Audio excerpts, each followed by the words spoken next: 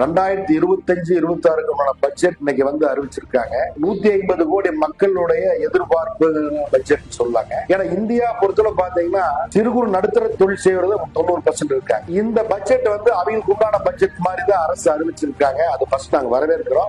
MSME செக்டாருக்கு உண்டான பட்ஜெட்டா தான் நான் பாக்குறேன். இதனால வந்து சிறப்பான பட்ஜெட் சொல்லலாம் எனக்கு பொறுத்தவரை. 5 லட்சம் பேருக்கு வந்து ஒரு 2 crores வரைக்கும் டேர்ம் லோன் கொடுக்கலாம் அப்படின்னு வந்து கொடுத்திருக்காங்க. எஸ்பெஷலா ஃபர்ஸ்ட் டைம் புதுசா தொழில் முனைறவங்க தான் வந்து அடிஷனல் எம்ப்ளாய்மெண்ட் எல்லாமே வந்து ப்ரொவைட் பண்ண முடியும். அதுக்காக வந்து அங்க வந்து சப்போர்ட் பண்ணிருக்காங்க. அதோட நிக்காம நமக்கு கெப்பாசிட்டி பில்டிங் ப்ரோக்ராம்ஸ், அவங்களுக்கு தேவையான ப்ரொஃபஷனல் சப்போர்ட் எல்லாமே சேர்த்து கொடுக்கறதுக்கு வந்து கொண்டு வந்திருக்காங்க. அது ரொம்ப வரவேற்கத்தக்க. இந்த பட்ஜெட்டை பாத்தீங்கன்னா பூஜ்ய ஏழ்மை வளர்ச்சி அடைந்த பாரதம் அப்படிங்கிற இலக்கு வச்சுதான் பட்ஜெட் தாக்கல் பண்ணிருக்காங்க. முக்கியமா குறிப்பிட்டு சொல்ல வேண்டிய அம்சம் என்னன்னு பாத்தீங்கன்னா சிறு குறு தொழில் நிறுவனங்களுக்கான கண் உச்சவரம்பு 10 கோடியை உயர்த்திருக்காங்க. இது வரவேற்கத்தக்க விஷயம். இந்த மாதிரி வியாபாரிகள் நடுத்தர மக்களுக்கு வந்து இது ஒரு நல்ல ஒரு பயனுள்ள திட்டமாக அமையுங்கிறத எங்களுடைய கருத்தா இருக்கு.